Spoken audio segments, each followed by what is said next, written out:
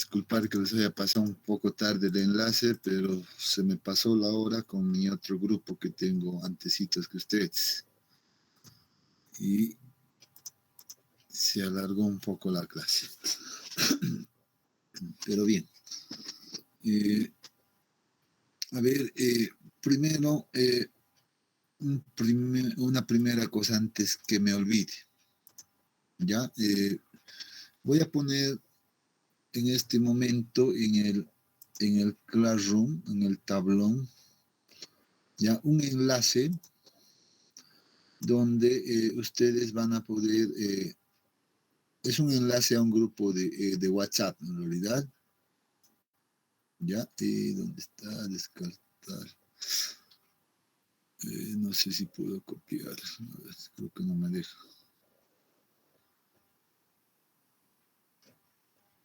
Ups. A ver, solamente por...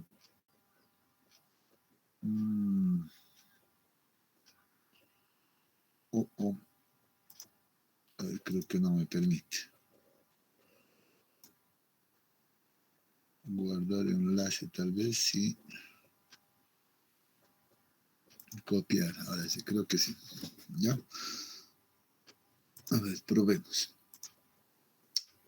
Y vamos al Classroom, tablón y enlace.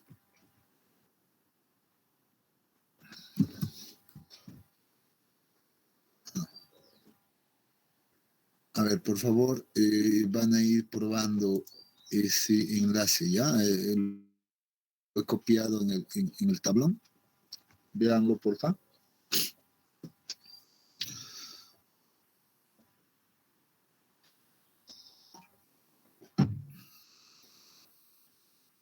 ¿Alguien ha podido unirse? Sí. Aún no. Sí, Ya, Sí, positivo. Es un grupo de WhatsApp, ¿no?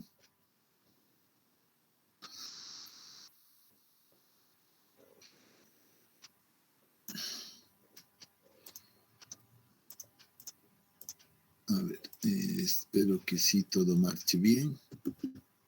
Ahora sí. Sí, creo que sí todo está bien. Ya, nuevamente. Les decía, este es un grupo de WhatsApp que está, en este caso, controlado por Jairo. Jairo es un muchacho que habló conmigo hace una semana atrás, 2 semanas atrás, ya, y estaba interesado en tratar o tal vez de colaborarles a ustedes con la resolución de ejercicios prácticos, netamente, ¿ya? Obviamente, como les había indicado al inicio, sin ningún compromiso, o sea, sin ningún compromiso con la carrera y nada. Él de manera voluntaria ha dicho que podría, él porque quiere seguramente seguir practicando, etcétera, ¿no? Entonces él quiere colaborar resolviendo ejercicios prácticos. Entonces me ha pedido que yo les pueda facilitar este enlace para que ustedes puedan unirse y seguramente ya coordinar algún tiempo, alguna hora, no sé, eso ya lo verán con calma dentro del grupo, para que puedan después resolver algunos ejercicios prácticos con él, ¿no? Entonces va a ser como el auxiliar, pero simplemente como auxiliar, como un voluntario, sería tal vez el término más correcto, ¿no? Entonces les comparto. Bueno, ustedes ya verán, ya coordinarán con él, etcétera, ¿no? Supongo que ya se han podido unir la mayoría, ¿no? Inge, perdón que le interrumpa, pero parece que hay muchos compañeros que no han podido entrar a la clase porque se llenó y están pidiendo eso. Ajá, ya en el grupo, en ese grupo. Tienes razón, ¿sabes qué ha ocurrido? Sí, ya se había llenado esto. Y como a ver, abriremos uno nuevo. Realmente es medio complicado trabajar con dos grupos, con dos salas, pero bueno.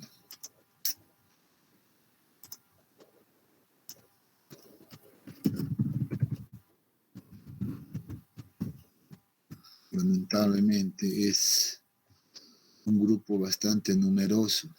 No sé cómo vamos a hacer cuando volvamos a las clases presenciales.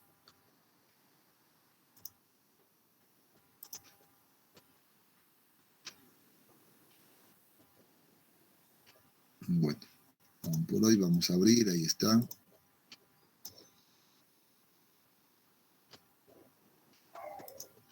No sé si estamos bien, sí.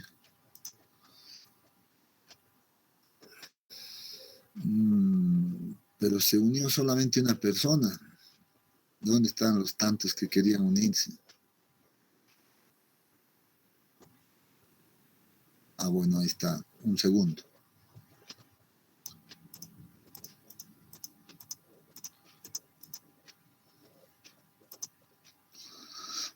Ya, iremos avanzando entonces, ¿ya? Entonces les decía, nuevamente reitero, pues en ese grupo van a coordinar tal vez el realizar pues algunos ejercicios prácticos, ¿no es cierto? ¿Ya? Entonces lo van a trabajar con Jairo, Jairo va a colaborar durante este semestre. Eh, bueno, no sé, en realidad no lo conozco muy bien, quiero ser honesto con ustedes, no lo he visto tal vez desarrollar ningunos ejercicios prácticos, por ejemplo, pero sé que ha pasado tal vez por el área de geotecnia, ha estado también en la materia de temas especiales, ha colaborado el anterior semestre también con temas especiales, sé que es muy diestro para manejar programas numéricos, ya, pero en cuanto a desarrollar ejercicios de mecánica de suelos, uno no sé, no podría comentar, pero si él en este caso, está ofreciendo su tiempo, yo supongo que debe dominar, ¿no? Pero seguramente ya ustedes verán, ya ustedes también evaluarán cómo va desarrollando, ¿no? Bueno, entonces les dejo ese enlace a todos. Bueno, creo que ya ahora sí se han unido también los demás. Hemos estado esperando, hemos perdido unos tantos minutos, pero bueno, ya está. A los que de la otra sala que se han unido recientemente, igual, bueno, les decía, he compartido un enlace para que puedan coordinar con Jairo el desarrollo de ejercicios prácticos. ¿Ya? Entonces, mediante ese grupo lo van a coordinar. Hay un tema que creo que hay que tocarlo. Se está hablando bastante, creo que mañana va a haber un consejo universitario a nivel universidad y en realidad también a nosotros nos han instruido desde la jefatura de departamento, pues tratar de socializar la noticia inicialmente y luego también algo que les voy a comentar, ¿ya? Se está hablando mucho del retorno a las clases presenciales ya, o sea, en un corto tiempo. ¿No? Eso significa que deberíamos volver ya a las aulas nuevamente, ¿no? Entonces eso lo van a tocar, supongo, en el Consejo Universitario, no sé cómo irán, aprobarán, no sé todavía. Pero ya de hecho, como los exámenes presenciales también ya han sido aprobados, más bien, eh, creo que las autoridades facultativas están organizando, ¿no?, una campaña de vacunación masiva en la Facultad de Tecnología. Creo que a partir de mañana, a ver, déjenme revisar el mensaje exactamente. No sé si, no quiero mentirles. A ver, ¿dónde estás?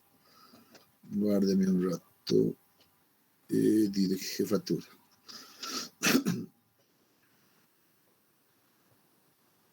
Ya, dice desde hoy miércoles 23 de marzo hasta el viernes, sería 25, ¿no? Se va a realizar en la Facultad de la vacunación contra el COVID en el Instituto de Investigación, ¿no? Entonces eso nos dice que difundamos también entre los grupos, entre los estudiantes en este caso, ¿no? De cada materia. Entonces, el Instituto de Investigación está a la salida del Parque La Torre, ¿no? Por esa salida, justamente ahí están seguramente organizándose. Bueno, dicen desde hoy hasta el día viernes. Esto yo sé y además creo que todos sabemos, todos vemos noticias, televisión, etcétera. Hay muchas personas que dicen, no, yo no me voy a vacunar, otros dicen, sí, yo quiero la tercera, cuarta dosis, etcétera. Es en este caso, un pensamiento particular de cada persona, ¿no? Sin embargo, creo personalmente que debemos también tomar en cuenta pues la salud no solo de uno, sino también del compañero que va a estar en nuestro grupo, ¿no? Ya sea en el examen o en las mismas clases presenciales, etcétera. Entonces yo creo que deberíamos tomarlo o deberían tomarlo las personas que no han sido vacunadas, por ejemplo, como una vacuna rutinaria que al final va a terminar siendo eso, ¿no? Como una vacuna, como ahora las tenemos, la NH1, etcétera, que cada año uno se tiene que vacunar, etcétera, ¿no? Entonces, al final va a terminar siendo eso. Y yo pienso que por responsabilidad, también con el compañero, con el docente, etcétera, todos deberíamos de vacunarnos, ¿no? Entonces todos deberíamos de entrar dentro de dentro de este programa de vacunación, todos deberíamos de tener la primera, segunda dosis mínimamente, no sé, algunos ya tendrán la tercera, etcétera, ¿no? Y por su propia salud y cuidado, no solo de ellos, sino el de la familia, etcétera. Entonces, bueno, también la decisión es personal, ¿no? Aquí nadie quiere obligar a nadie, eso también que quede claro. Yo solamente estoy cumpliendo con informarles que va a haber una campaña y si hay muchas personas que por algún etcétera motivo no se han vacunado, podrían realizarlo en estos días. Bueno, si decide no hacerlo también, bueno, ya quedará uno consciente de aquello, ¿no? Entonces, esas dos cosas quería comunicarles pues al inicio antes de empezar con, con nuestras clases. No sé si tienen alguna consulta, algún comentario que puedan hacer respecto a las dos cosas que acabamos de indicar.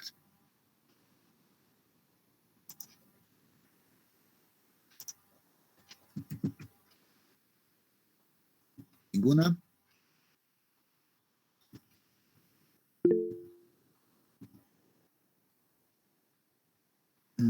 Creo que alguien ha escrito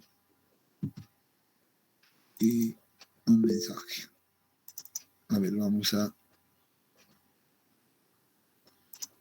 revisar. Aquí no es, en la otra sala sí.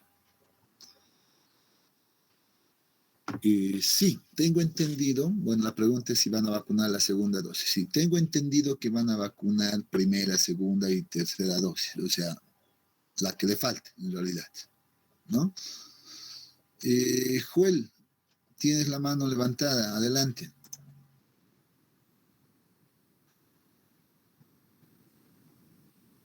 No dije, perdón, estaba queriendo, el audio me estaba, sí, no sé, pues, otras cosas. Ya, listo, no hay problema.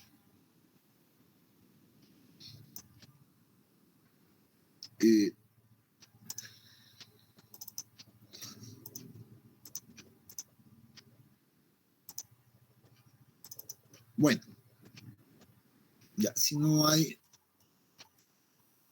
a ver, creo que alguien sí quería decir algo ahora sí o no. Sí, ingeniero. Buenas tardes, ingeniero. Disculpe, respecto de las clases, cuando ingresas a una sala, anterior clase a comenzar, me ha pasado eso, se ha cortado mi internet y se salió cuando estaba indicando que íbamos a tener un auxiliar. Y luego quise ingresar y ya no se pudo, ingeniero. Uh-huh. Mm, y eso es medio extraño.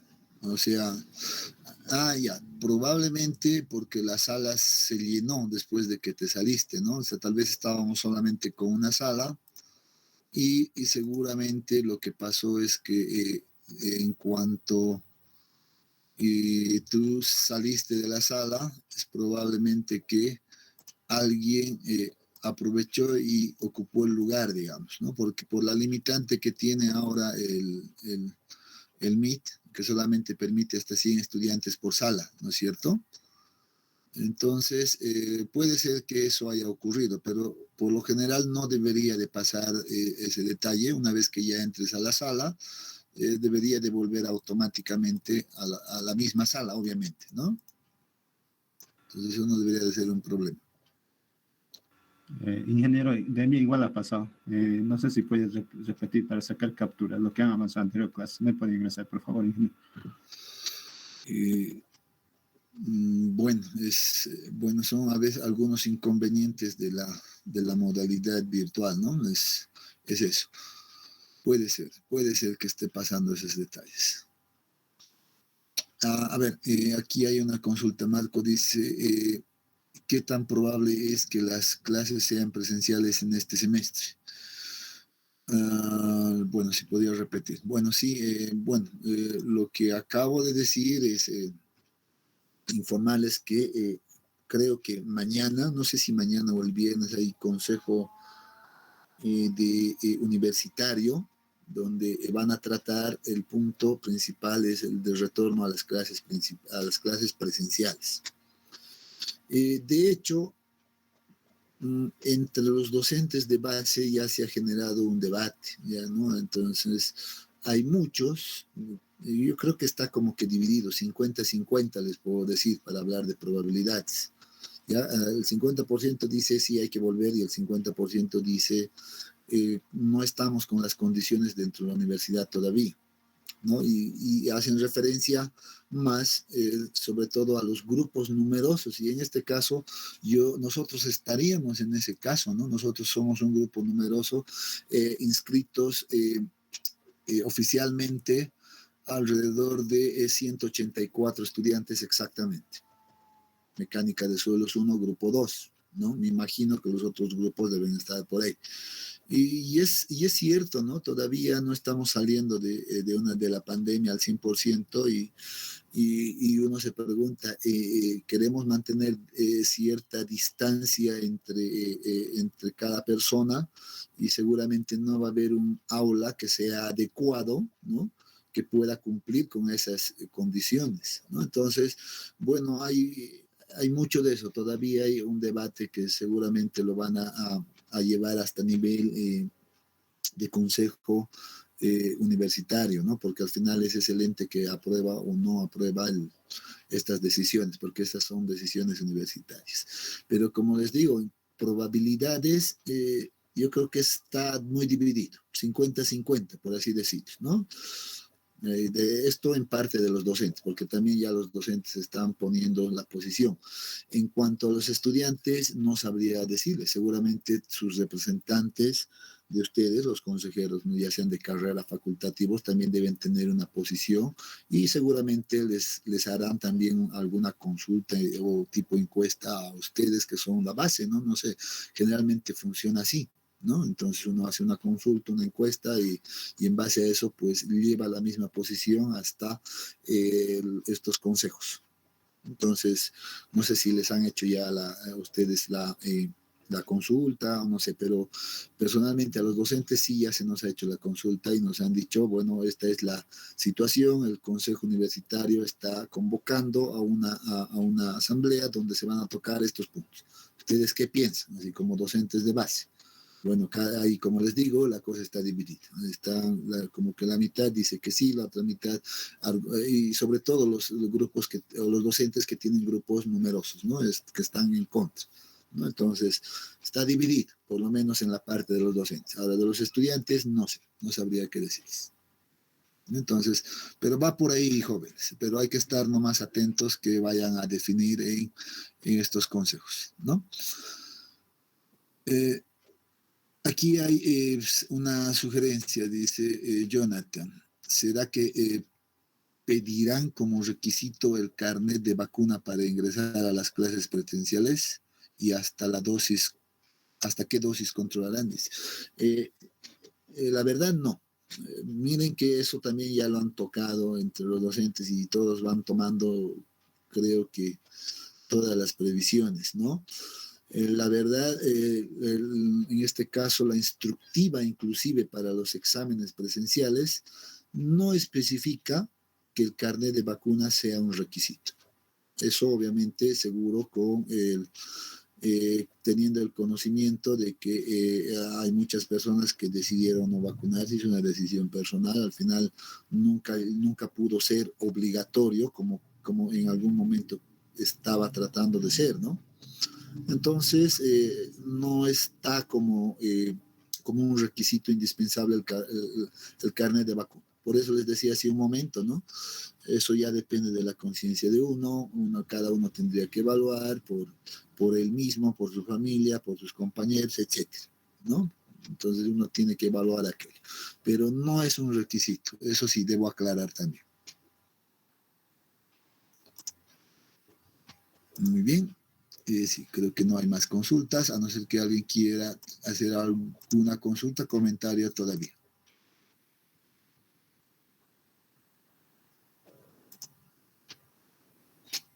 Ninguno. Muy bien, bueno, era eso lo que quería comentarles, pues ahora, después de haber hecho aquello, vámonos a continuar con nuestro contenido, jóvenes, ¿ya? Déjenme ver un poquito por acá, a ver, ordenarme un poco. Habíamos terminado la parte de relaciones peso-volumen, ¿no es cierto? Habíamos hecho algunos ejercicios, también como ejemplo, etcétera. Muy bien. Entonces, ahora vamos a continuar revisando las propiedades índice. Aguárdenme un momentito que voy a abrir, voy a abrir la presentación, voy a abrir el texto. ¿Dónde están? Propiedades índice, mecánica de solución. Aquí está.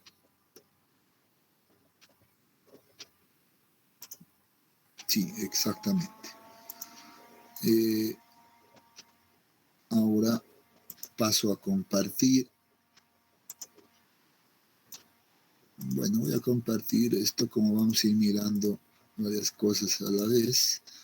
Voy a compartir toda mi pantalla también aquí. Ahora sí tengo que compartir en ambas.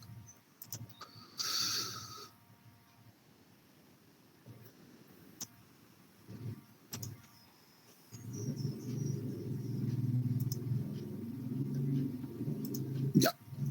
En ambas salas, a ver si ya pueden ver mi pantalla compartida, ¿no? Sí, sí. Excelente. Ya, muy bien. Ahora sí, nos vamos a olvidar de los comentarios y nos vamos a ir a revisar ahora sí nuestro contenido de manera rápida. Habíamos hecho estos ejemplos, los habíamos trabajado, ¿no? En la anterior clase y creo que lo habíamos trabajado también acá. Y lo que sí puedo hacer es pasarles esto, lo puedo volver en PDF, todo lo que tengamos en el pizarrón digital, ¿no? No sé si estaba, no, esta es otra asignatura, estábamos acá, sí.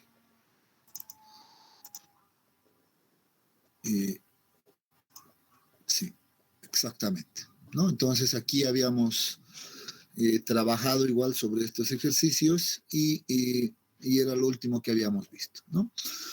Como material de estudio y para que puedan revisar nuevamente las personas que no han estado en clase el anterior viernes o las personas que no acostumbran escribir en las clases presenciales, que es una que de hecho debo decir no comparto, pero bueno, sé que hay, porque algunos pasan clases paseando en el Prado, ya les he dicho, algunos pasan clases haciendo sus compras en el mercado, etcétera, ¿no? Y no anotan. Entonces, para esas personas, voy a volverlo en PDF todo esto que hemos trabajado. No solo estos, teníamos ya desde acá del modelo de volumen de los sólidos unitario y algunos ejercicios por acá, inclusive, bueno, no sé si esto sí vale la pena, creo que no, ¿no? Pero sí desde aquí, por ejemplo, voy a ponerlo. ¿Y qué pasó con el ejemplo 1? ¿Por qué no lo tengo acá? Ups, porque estoy seguro. Lo hicimos en su diapositiva, ingeniero. Ah, bueno, ahora sí. Y ya lo he borrado. Qué macana. Lamentablemente, si lo que hago en la diapositiva sí no se graba y se pierde. Bueno, qué macana. Entonces, la solución de esto no lo van a tener, pero sí del 2 directamente. ¿Ya?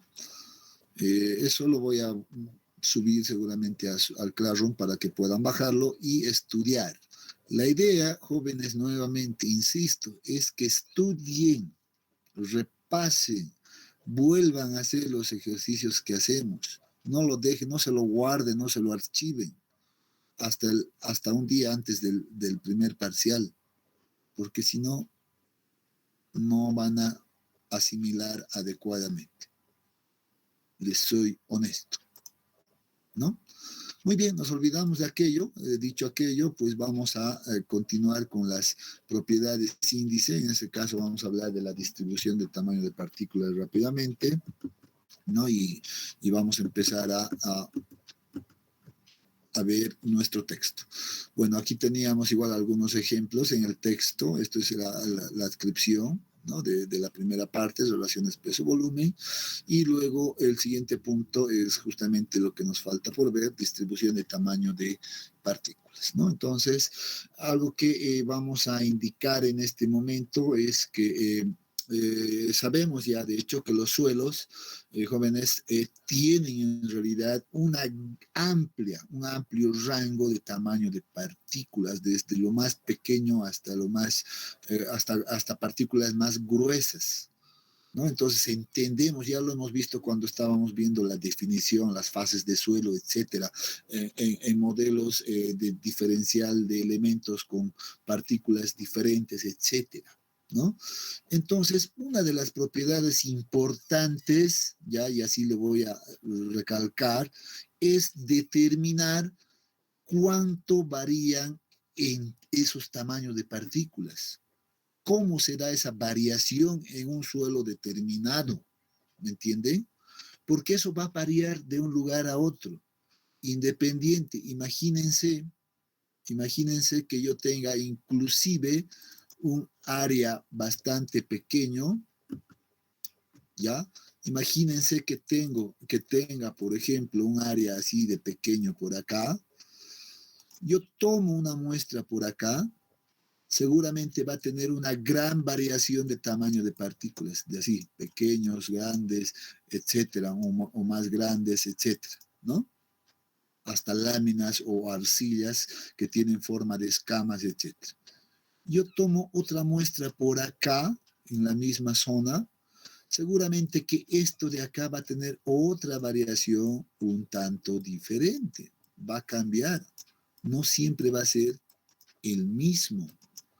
Y eso ocurre aún más si yo tomo otra área de estudio en otra zona, que por ejemplo esté a una distancia, no sé, pónganle 5 kilómetros, no sé, simplemente.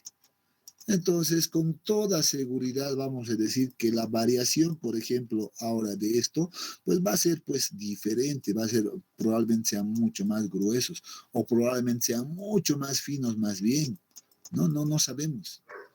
Pero eso, lo que quiero que entendamos y que quiero que entiendan es que dependiendo al lugar, la distribución de tamaño de partículas varía demasiado.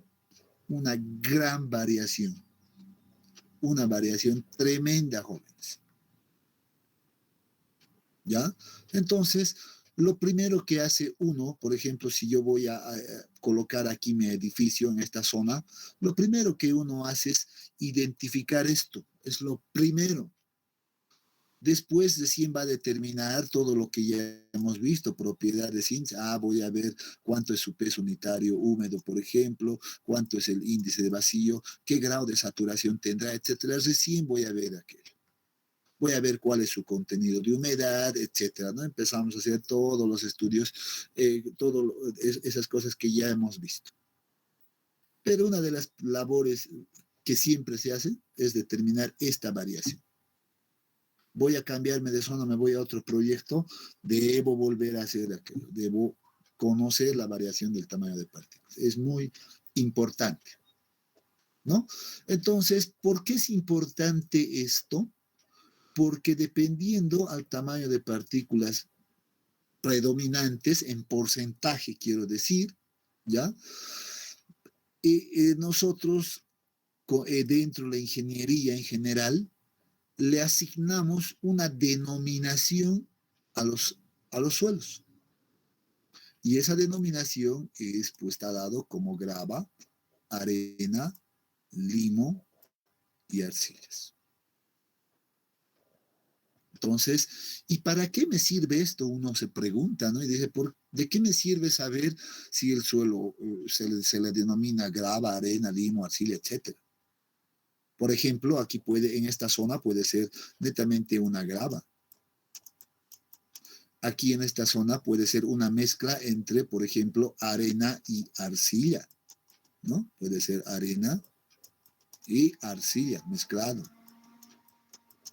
O puede ser arena y limo, puede ser arena, limo y grava, etcétera. Puede ser una mezcla.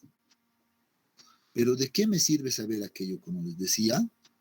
Pues de que cada uno de estos representa pues un cierto comportamiento o una cierta resistencia que me va a proporcionar mi material. O sea, es un dato a priori, obviamente, pero es un dato inicial que me da una idea de saber o por lo menos tener una idea en la cabeza de decir, a ver, en esta zona, pues, yo tengo arenas y arcillas. Ajá. En esta otra zona tengo gravas. La grava, por su naturalidad, pues, es considerado como material resistente. O sea, muy buena capacidad de resistencia. Una mezcla entre arenas y arcillas, pues ya tendría que analizarlo con más detalle. La resistencia ya no es tan buena como de las gravas, por ejemplo. Y si solamente es arcilla, pues seguramente la resistencia es mucho menor que estas combinaciones de acá. Entonces, para eso me sirve, para tener una primera idea. Y además ya después vamos a ver más adelante que dependiendo a este tipo de materiales, pues vamos a definir algunas otras propiedades o algunos otros parámetros más del material. Para eso me sirve este ensayo tan básico que es conocido como la distribución de tamaño de partículas.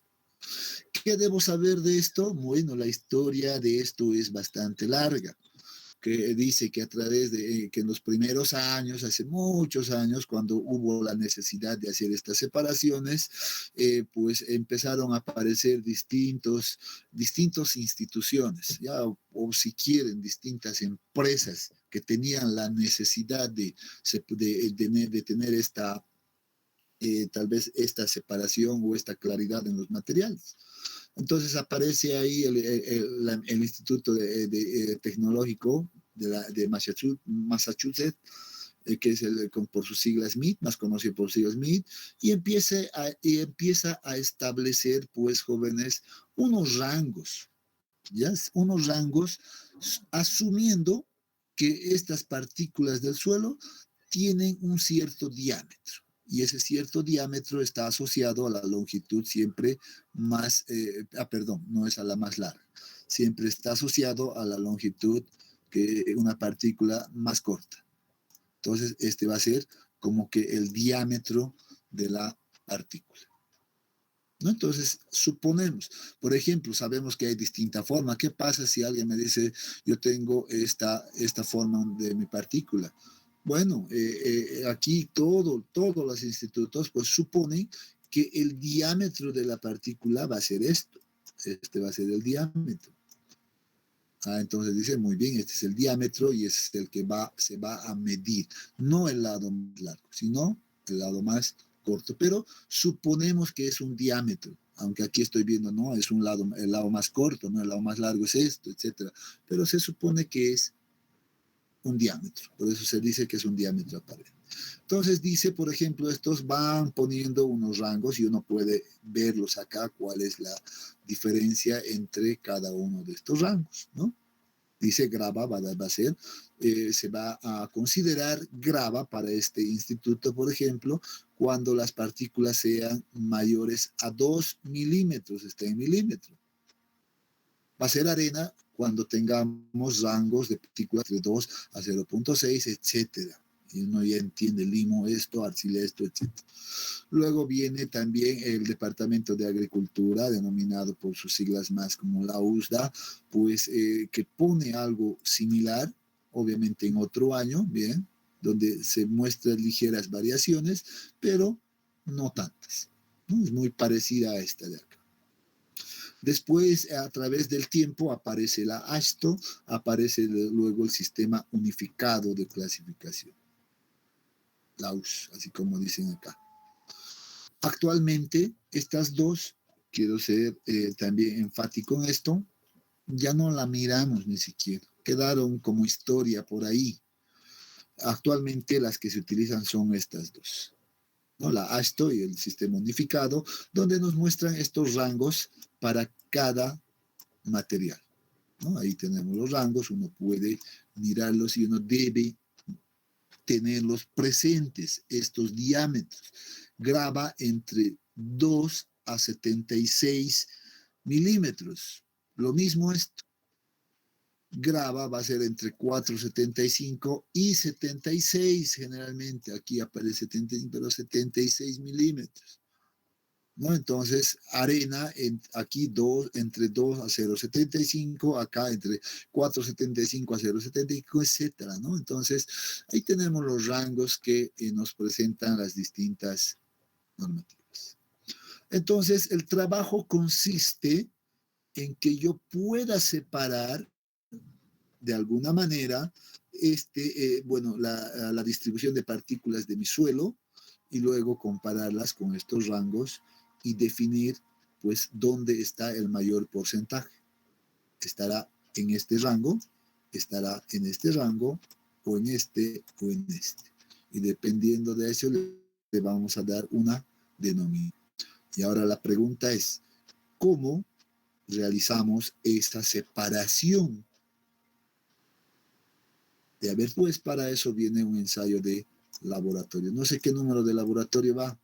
¿5? ¿Quién tiene anotado?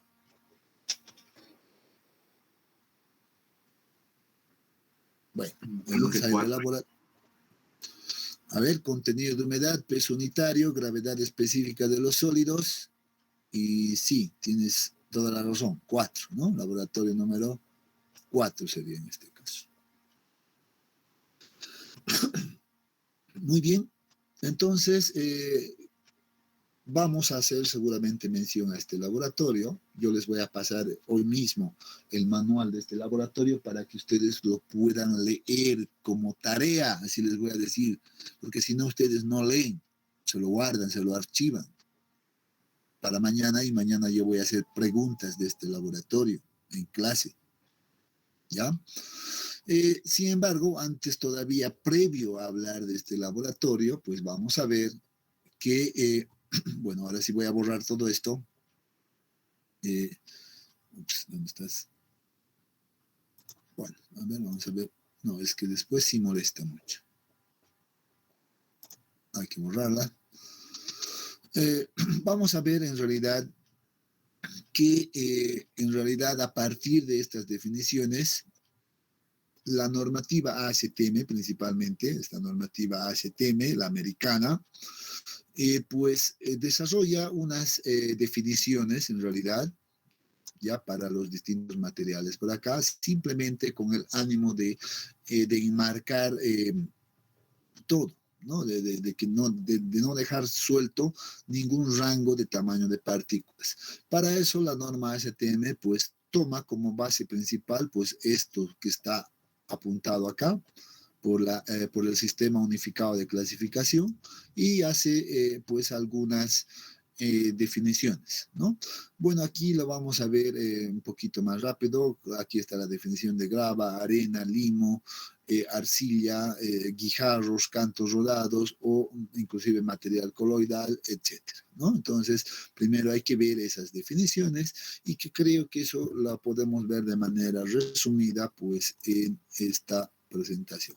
Bueno, aquí tenemos, si me permiten, vamos a tener acá el mismo cuadro que acabamos de ver, ¿no? Ya no vale la pena verlo ahí, sino ahora vamos a ver las clasificaciones directamente que presenta la ACTM. Habíamos mirado, por ejemplo, de alguna manera, la clasificación que venía como guijarro o bolones, ¿no? Primera clasificación, y ahora hay que ver a dónde corresponden acá.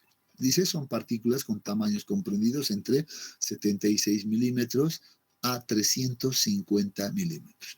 ¿Recuerdan que las gravas tenían un límite de 76? Pues muy bien. La ACTM dice, no podemos dejar suelto a las partículas que tienen, a las partículas mayores a 76 milímetros. Y lo enmarca, dice, entre 76 a 350 milímetros, pues las vamos a denominar como bolones o guijarros inclusive. ¿Y qué pasa con partículas que sean mayores a 350? Bueno, dice las partículas mayores a 350 van a ser denominados cantos rodados. Entonces son conceptos que nos proporciona la normativa ACTM. La norma ACTM, esta norma americana, pues es una de las más utilizadas en la geotécnica. Entonces, tiene muchas derivaciones, ¿de acuerdo? Entonces, luego también aclara la normativa ACTM, dice, bueno, esto no, pero estos de acá, con estos diámetros o estas aberturas, pues no pueden ser parte de la definición de suelo, no entran dentro de la definición de suelo. Por eso deben ser considerados como componentes aislados del suelo, que sí las podemos encontrar mezclados con partículas de suelo, pero no deben ser considerados como suelo. Por tanto, no entran en el análisis para determinar ninguna propiedad del suelo. Entonces, deben ser separados porque son componentes aislados. ¿Ya? Entonces, eso sí, aclaramos acá. Bueno, las gravas, como habíamos visto, son acumulaciones de fragmentos de roca. Bueno, seguramente la definición más clara la verán en el texto. Lo que sí nos interesa ver son estos rangos, que se encuentran entre 76 a 475 milímetros, los cuales se subdividen, dice, en dos grupos todavía, denominadas gravas gruesas y gravas finas. Y los rangos están apuntados acá. Las gravas gruesas van de 76, que era el límite, hasta 19 milímetros. Y las finas van a ir de 19 hasta el otro límite, que es 4.75, ¿no? De tal manera que se va a obtener pues una separación de partículas como las que se ve, por ejemplo, en esta imagen, ¿no? Vean que las gravas finas son mucho más uniformes.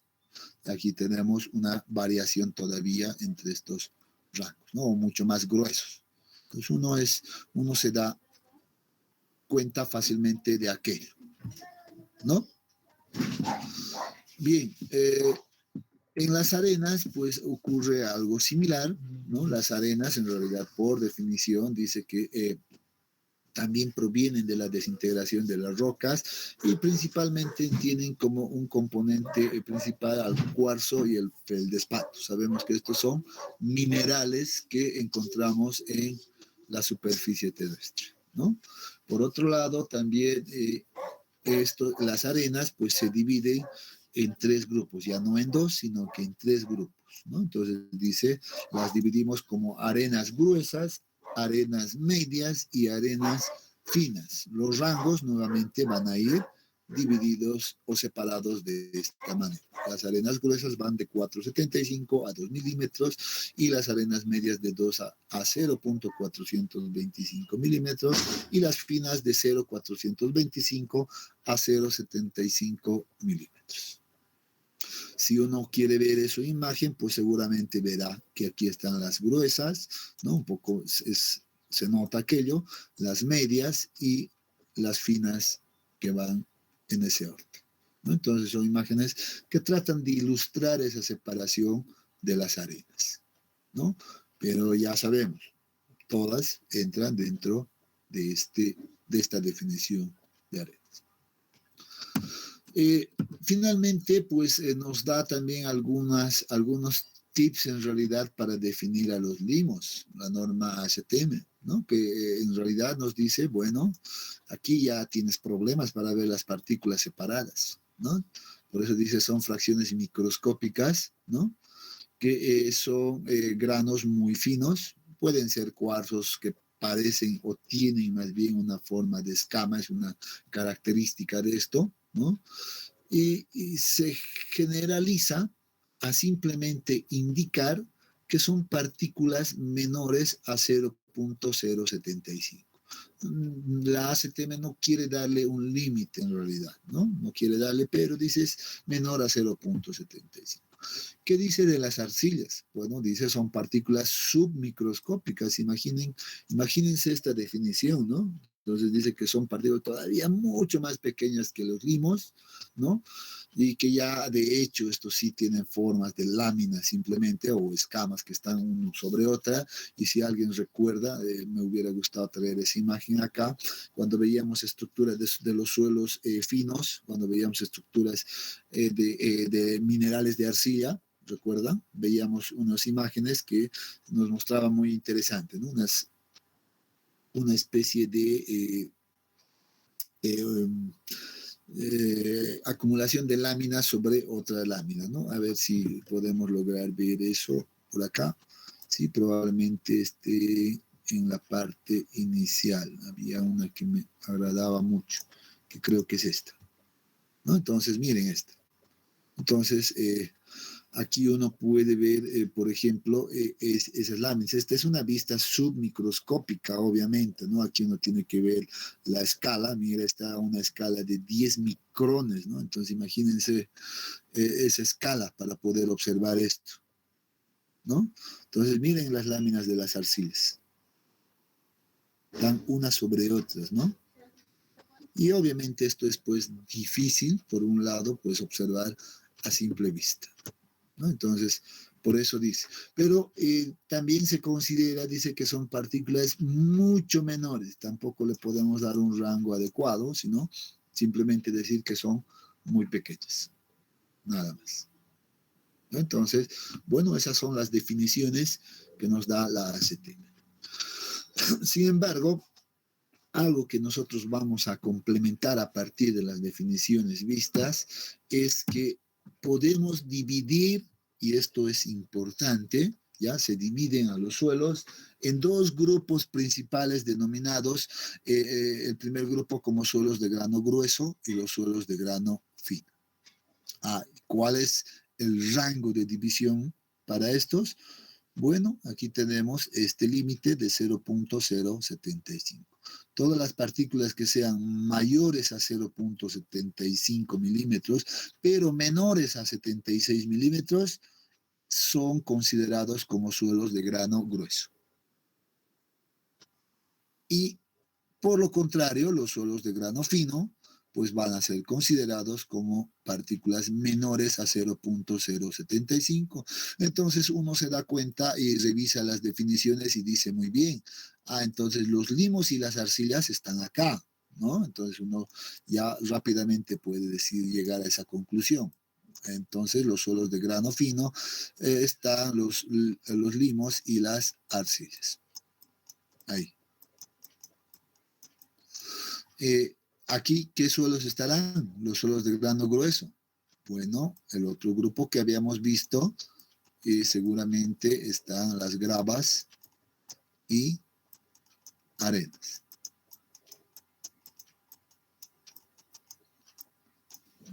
Noten algo, no estoy poniendo acá bolones, por cierto, no estoy poniendo cantos rodados, porque hemos dicho que esos no son, no entran dentro de la clasificación de suelos, son componentes aislados del suelo. Entonces, suelo es considerado desde gravas, arenas, limos y arcillas. Ahí está. Eso es lo único que debo entender. Otra cosa que debo anotarme, remarcar, es el límite que separa los suelos de grano grueso de los suelos de grano fino. Muy bien, todo el concepto ya lo hemos revisado. Ahora nos vamos a ir a revisar rápidamente, pues, qué ensayos de laboratorio existen para poder encontrar esa distribución de tamaño de partículas. Bueno, aquí tenemos dos ensayos de laboratorio principalmente, que son el análisis por granulometría o análisis granulométrico, que para esto se utiliza una serie de tamices, de juego de tamices de manera ordenada, ya que es un tamiz, es un recipiente que tiene un enmallado en realidad en la parte inferior, que tiene una cierta abertura y que va a representar a un diámetro específico, ¿no? Entonces, eso va variando, por eso se debe colocar un juego de tamices de esta manera, de tal manera que nosotros coloquemos la muestra acá y a medida que vayamos moviendo, seguramente las partículas más finas van a ir pasando hasta el fondo y las más gruesas se van a ir reteniendo en algunos de estos tamices, ¿no? Esa es la idea. Y de esa manera vamos a comparar con el rango que hemos visto, ya sea con la ASTO o el sistema unificado, y vamos a darle la denominación de grava, arena, limos, etc., ¿no? Entonces, esa es la idea. ¿Qué pasa, pero si el suelo es de grano fino? Aquí ya no, por el tamaño de partículas, imagínense estas partículas de acá, que además difícilmente pueden ser separadas. Miren la unión que tienen unas respecto a otras. Pues ya no podemos utilizar un tamiz, no podemos tener aberturas diminutas, ¿no es cierto? Imposible. Entonces, debido a eso, se utiliza un segundo ensayo de laboratorio, que es el ensayo de análisis por hidrometría. Y este ensayo tiene un principio que se basa en el principio de sedimentación, ¿ya? ¿Cuál es la idea? Bueno, primero debo aclarar que para esto se utiliza un equipo bastante particular, que es el hidrómetro, ¿no? Este es un hidrómetro, tiene esta forma, tiene aquí como que un palillo graduado y tiene un bulbo por acá que también está graduado y calibrado, etcétera, ¿no? Todo está muy controlado en laboratorio. ¿Y qué es lo que se hace? Se coloca una cierta cantidad de muestra de suelo fino, ¿ya? En 1 litro de agua. Este es un recipiente de vidrio, ¿ya? Que tiene un líquido acá, y en el líquido se ha colocado una cierta cantidad de muestra, y lo que se ha generado es dispersar todas las partículas en el agua. Y ahí seguramente uno se da cuenta que si hago ese experimento, a ver, ustedes pueden probar en sus casas, agarren un vaso de cristal simplemente, coloquen o vayan no sé, deben en su jardín, generalmente tenemos suelos finos, tomen una pequeña porción, simplemente, no sé, 50 gramos o algo así, o menos inclusive, colóquenlo en el vaso y agítenlo en el vaso. ¿Qué va a pasar? Bueno, el agua va a agarrar una tonalidad de turbidez, se va a volver turbio y van a poder observar ahí que las partículas empiezan a entrar en suspensión, ¿no? Esa es la idea que se toma en este ensayo. Pero vamos más allá. Debido a que se tiene esta configuración estructural de estas arcillas finas, vean como láminas súper colocadas, solo con el agua a veces no se separan. Entonces, lo que se utiliza es un agente dispersor o un agente químico, si quieren, ¿no? Que es el hexametafosfato de sodio. ¿no? El hexametafosfato de sodio lo que hace es agarrar y separar a las partículas, ¿no? Entonces va a separar lámina por lámina y va a hacer de que en su totalidad pues quedan dispersas en el agua las partículas. Ya ese es el trabajo de ese agente químico. Y una vez que tengamos eso, esa configuración, lo único que hacemos es marcar un punto de control, un tiempo cero, si quieren. Empezamos a agitar nuevamente, lo colocamos en una base firme, ya mejor si esto está controlado por temperatura, y para eso se utiliza un baño María, ¿no? Entonces, donde no cambie mucho la temperatura, y empezamos a medir, en realidad, con este instrumento, con el hidrómetro, ¿no? A qué velocidad, por ejemplo, descienden las partículas que estaban acá disueltas al fondo del recipiente. Entonces, seguramente uno se dará cuenta que cuando las partículas están dispersas en su totalidad, pues este instrumento pues no va a ingresar mucho en el agua, ¿no es cierto? Va a ingresar porque la densidad del agua va a ser seguramente mayor por las partículas del suelo. Y a medida que las partículas descienden acá, al fondo, pues la densidad del agua va a ir bajando. De tal manera que este instrumento, el hidrómetro, cada vez va a ir ingresando más y más en el agua, ¿no? Y vamos a tomar lecturas. Miren que este es graduado. No sé si podemos notar aquello, ¿no? Aquí está, lo vemos de mejor manera. Tenemos que aquí cada una de estas líneas es una medida que debemos tomar. Y entonces nosotros en laboratorio medimos esto. De hecho, como esto es, bueno, líquido y esto es de vidrio, siempre se genera un menisco por la fuerza de tensión superficial, ¿no es cierto? Entonces aquí se genera una fuerza de tensión superficial que va a hacer que se genere un menisco de este tipo. Nosotros en laboratorio tomamos la lectura en la parte superior, ¿no? Entonces vamos controlando a distintos tiempos, o sea, ¿qué es lo que vamos a hacer? Tomamos tiempos diferentes y tomamos la lectura del hidrómetro, seguramente como una longitud L acá. Entonces, esa medida está relacionada con el centro del bulbo de este equipo y con esta medida. De hecho, nosotros miren que deberíamos de medir esto, pero miramos esto. En realidad tomamos una lectura R acá, ¿ya? Y luego la vamos a corregir para tener una lectura L finalmente, ¿no? Entonces, tomamos tiempos distintos y tomamos las lecturas.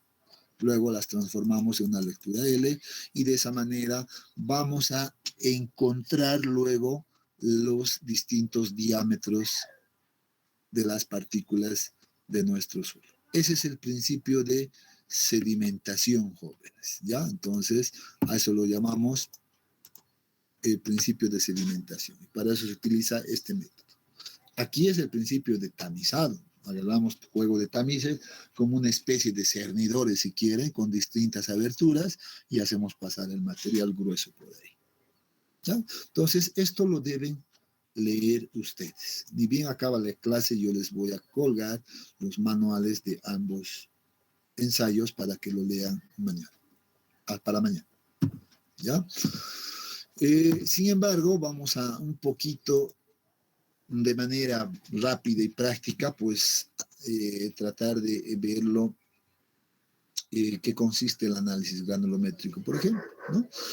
Para generar la vibración y tener bien controlado, por ejemplo, la separación de las partículas, pues vamos a utilizar, esto en laboratorio se utiliza un tamizador automático, ¿no? Este tamizador automático, pues lo que hace es generar una frecuencia, una vibración a una frecuencia controlada, más bien, ¿no? Entonces, el tiempo de colocado en estos tamices es generalmente entre 10 a 15 minutos, no más, ¿no? Entonces, tampoco el ensayo no dura demasiado.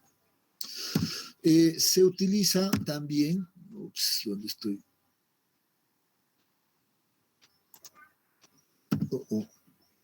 Ahí está, recuperé.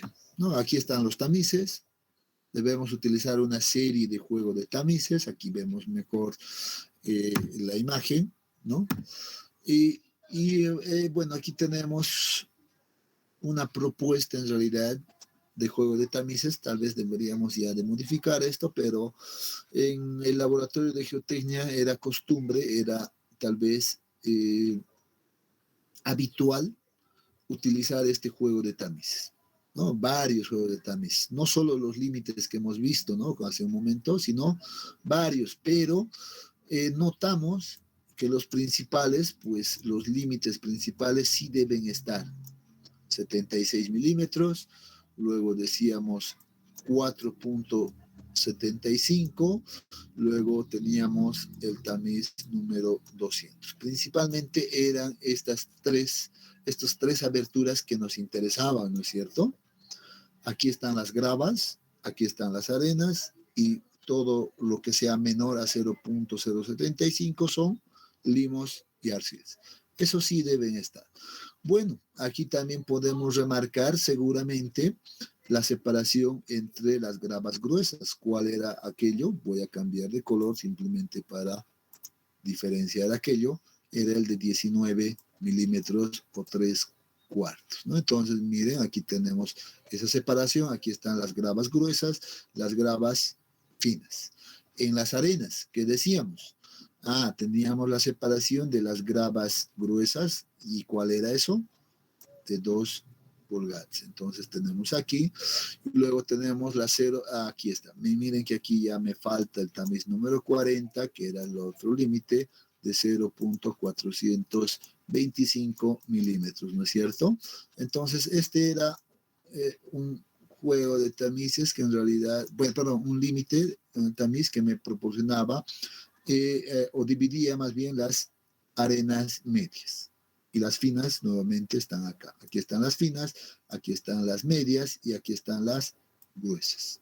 Entonces, vean que ahí tenemos todas esas divisiones, ¿no? Se garantiza aquello. Pero para tener un mejor control de la granulometría, por ejemplo, pues miren que se utiliza y es práctica habitual, al menos en el laboratorio de geotecnia, incorporar otros tamices intermedios acá, solo para tener un mejor control. Pero lo que nos interesa son estos. Esto nos interesa a nosotros, ¿no? Pero bien, ahí tenemos un juego de tamices. ¿Qué observamos acá? En laboratorio, a estos tamices se le asigna una identificación, no tanto por el diámetro, sino por el nombre mismo. Por ejemplo, al que tiene una abertura de 76 milímetros se la denomina tamiz 3 pulgadas. Entonces, uno tiene que asociar esto, miren, ya uno tiene que asociar esto. Tamiz 3 pulgadas, 76 milímetros de abertura. Muy bien. Tamiz 3/4 de pulgada, 19 milímetros. Tamiz número 4, ojo, este es importante. Siempre hablamos del tamiz número 4, asociada a 4.75. Y el más importante, tamiz número 200. Aquí tenemos el tamiz número 200 asociada a la abertura 0.075. Entonces, generalmente en laboratorio uno maneja más esta denominación, no tanto por las aberturas. Uno dice, necesitamos ordenar tamiz número 3, 3/4, tamiz número 4, tamiz número 200, o le ponemos el 10, el 40 más, etc. Listo, ¿no? Entonces uno va a empezar a ver de esa manera. Entonces tiene que empezar a saber que así se van a organizar aquellos, ¿no? Entonces en este juego de tamices vamos a ordenar de esta manera, de tal manera que la muestra la vamos a hacer pasar desde la mayor abertura hasta el 0. O el tamiz número 200 en este caso, ¿no? Y miren que después del 200 ya es todo lo fino, ¿no? Finito, todo el material fino, que o es el suelo o limoso o arcilloso. Todo lo fino pasa al tamiz número 200, decimos, ¿no? Alguna vez algún docente en mis tiempos, cuando yo estaba en la universidad, nos dijo, si más no me equivoco, creo que era el ingeniero Ayllón en alguna asignatura por ahí, que decía, bueno, este semestre pues vamos a aplicar la ley del tamiz 200, ¿no? ¿Qué significa eso?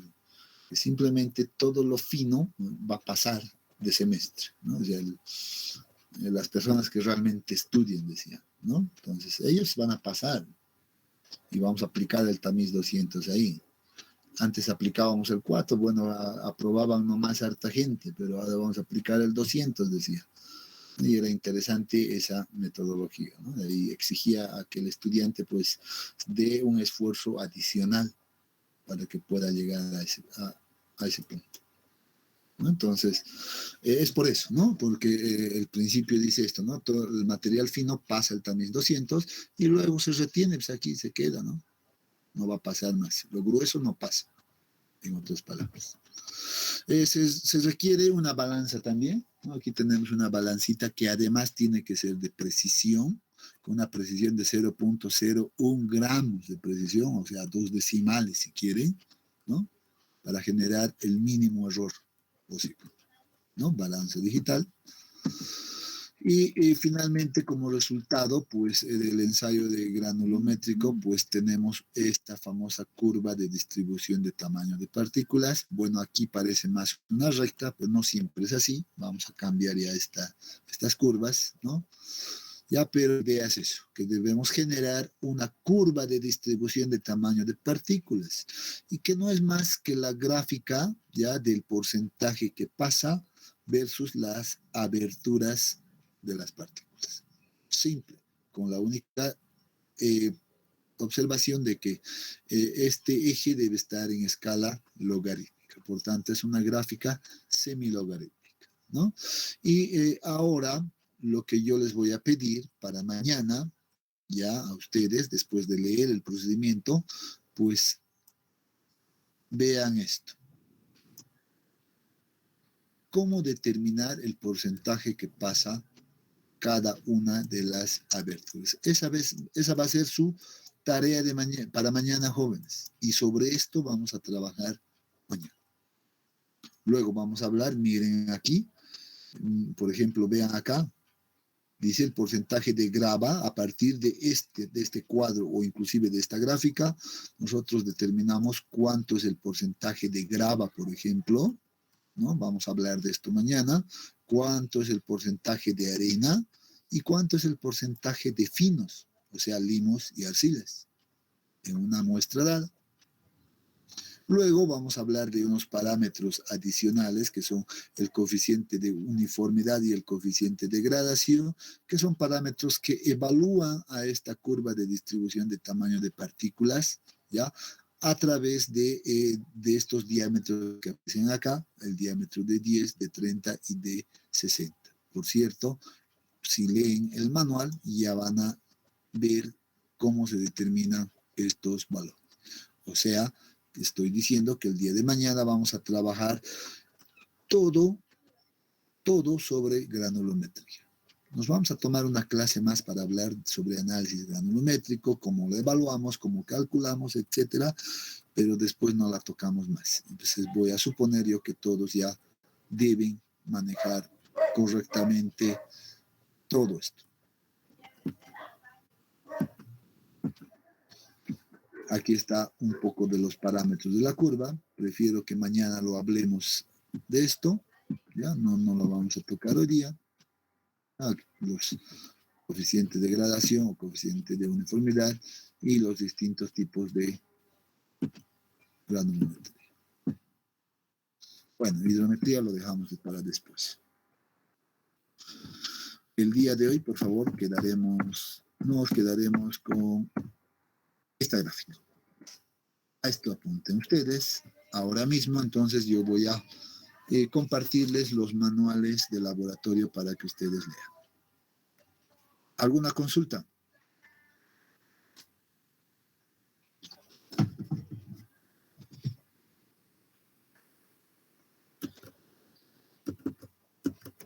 Ninguna consulta. Todo claro, excelente. Entonces, pues nos vemos el día de mañana. Ya, que tengan buenas noches.